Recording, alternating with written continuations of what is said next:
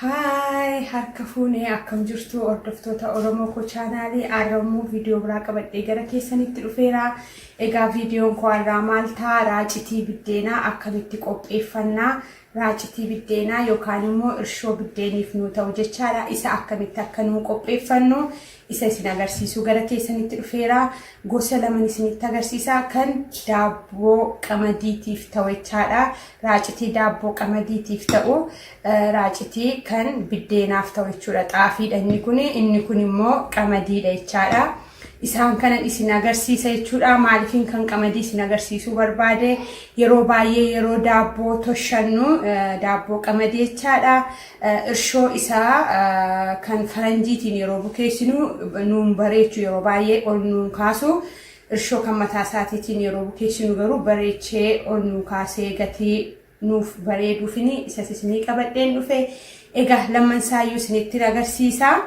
Amma garuma hojii isaatiitti darbina anuma faana ta'a. As biratti qodaan itti hojjetadhu qopheeffadheera jechaadha. Akkuma isinitti hime jalqabaaf qopheeffanna waanta ta'eefi amma maal goona jechuudha. Fallaana guddaa walakkaa kan ta'u irshoo isaa kan daabboo adiif ta'u jechaadha. Irshoon nuti kamiyyuu ta'a isanitti godhadha.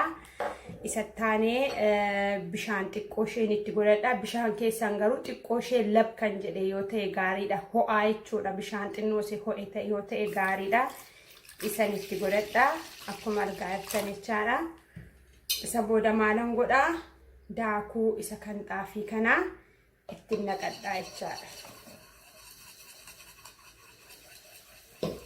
Yoo isin jalaa furdatee akka koo kanaa bishaan itti dabalattanii haala kanaan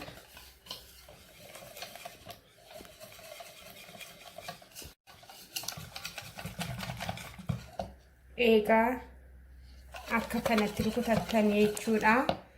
Qodaa akkasii tokko qabaachuu qabdu. Qodaa kanatti naqadha jechaadha. Amma qodaa qadaada qabu jechuudha. Kun sa'a 24 keessatti isinii qaqqaba jechuudha. Amma akkuma isin argitanii kanatti naqadha.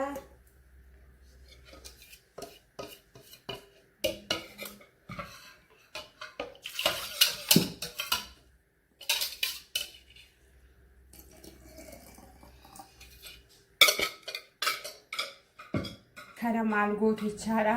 Amma bishaan xiqqoo ishee akkasitti dabaladhee kana qadaadeen kaawwadhaa jechaadha. Firiijii keessa hin gashitanii aluma keessu jechuudha. Kun sa'atii 24 keessatti bareedee bukaa'ee bishaansaa ol calalee midhaansaa gara gadiitti taa'ee argitu jechaadha. Kun amma bor sa'atii 24tiin deebi'ee akka inni itti bukaa'ee isin agarsiisa. Amma immoo isa lammataa isa kan daabboof ta'uun immoo isinitti agarsiisa. Garuma isaatti darbina. Maalan godha jechaadha.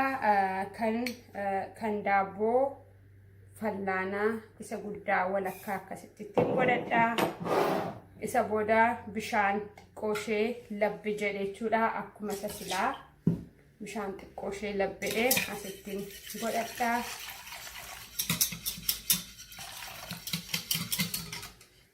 Akkuma silaa ammas immoo daakuu isa kanas kanumattan naqadha jechaadha.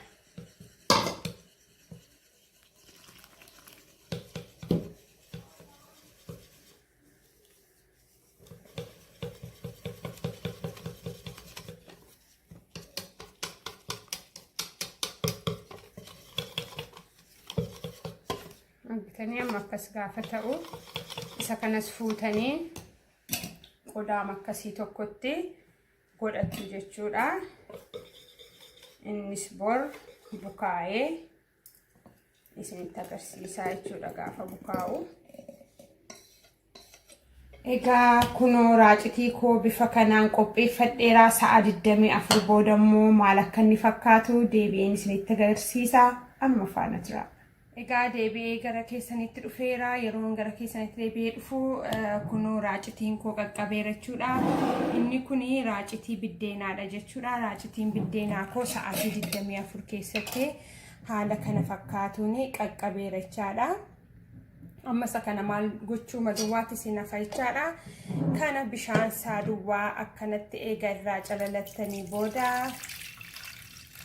isa kana isa keessatti hafu kanaani biddeen keessanii bukoo keessan bukeeffachuu duwwaadha jechuudha. Kunoo isinitti mul'ata. Isa kanaan bukoo keessan bukeeffattanii kun daakuu gurraacha wanta ta'eef gurraacha daakuu adiis yoo ta'e rakkoo tokkoyyuu hin qabu. Kanuma isinitti gargaaramtaniin qopheeffachuudha. Bifa kanaan raacitii qopheeffattu jechuudha. Amma kuni sa'a 24 guuteera. Sa'a 12 keessatti hin qaqqaba garuu yeroo xurutti bukaa'u isinii wayya jedheetanii sa'a 24 gaariidha waan hundumaafuu raacitii akka kanatti qopheeffanna jechuudha. Isa kan biddeenaa jechuudha. Inni kun bifa kanaan raawwanneerra jechuudha. Biddeen keessan ittiin bukeeffattanii toshuu duwwaadha. Kan as biratti isinitti himuu barbaadu garuu yeroo tokko tokko biddeen jalqabuma irratti reefuu toshina yoo ta'e nuu ba'uu dhiisuu danda'a.